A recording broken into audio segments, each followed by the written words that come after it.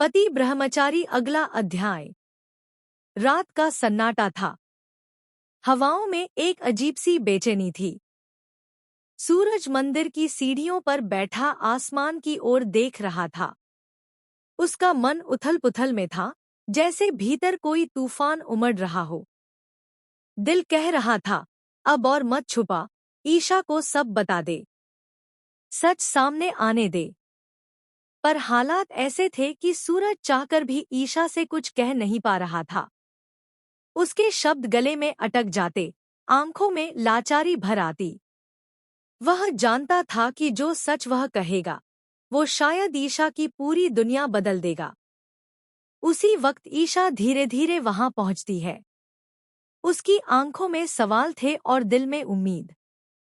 वह सूरज के पास आकर बैठ जाती है, अपना आंचल खोलती है और उसका पल्लू सूरज के हाथ पर बांध देती है।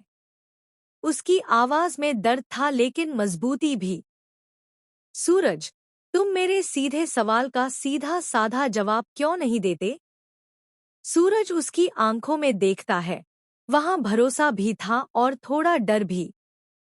कुछ पल की चुप्पी के बाद वह गहरी सांस लेता है। उसकी आंखों में नमी उतर आती है।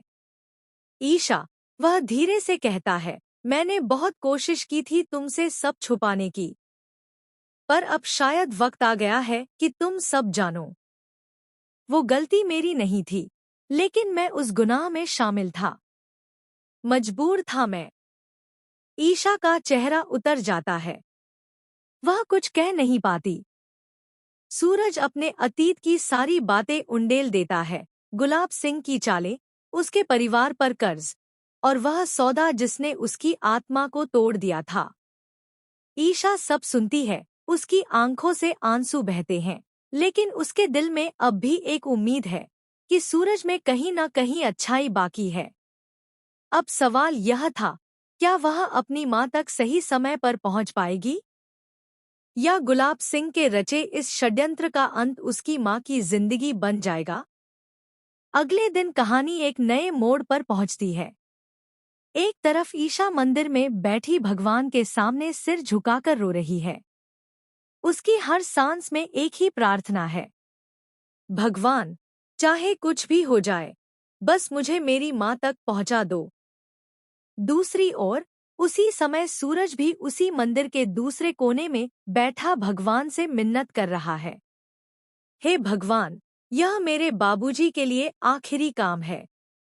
इसके बाद मैं सब छोड़ दूंगा, गुलाब सिंह की दुनिया, उसका कहर, सब कुछ। बस इस बार आप मेरा साथ देना। दोनों को नहीं पता था कि वे एक ही भगवान से, एक ही वक्त में, दो अलग पर जुड़